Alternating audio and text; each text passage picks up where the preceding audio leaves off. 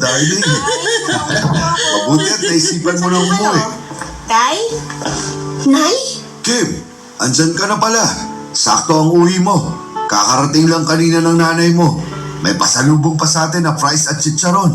Halika, sumabay ka sa amin na kumain ito. Hindi namin ito mauubos. Anong ginagawa niyo rito, Nay?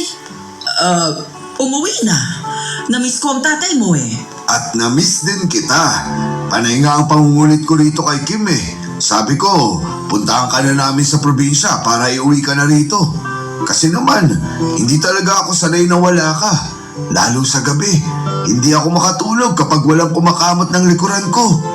Hindi mo pa sinasagot ang tanong ko, Nay. Bakit ka nandito? Bakit ka umuwi? Bakit naman ganyan ka makipag-usap sa nanay mo, Kim? Hindi ka ba masaya na umuwi na siya? Nay, sumagot ka bago ibang maisagot ko kay tatay.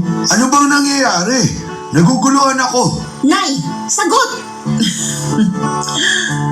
Malungkot sa probinsya. Wala kayo ron ng tatay mo, hindi ako sanay. Hindi yan ang sagot na kailangan ko.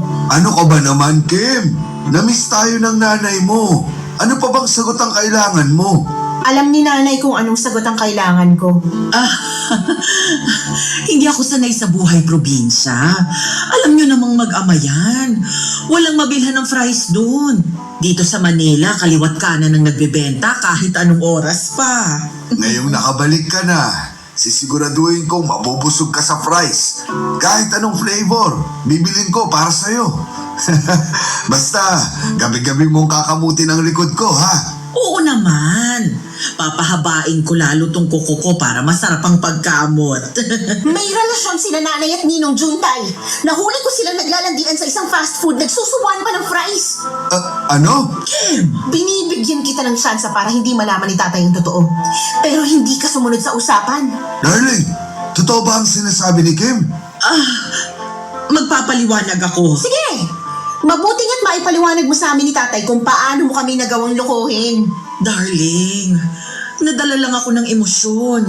Nung naging busy ka sa trabaho mo, si June ang tumutulong sa akin.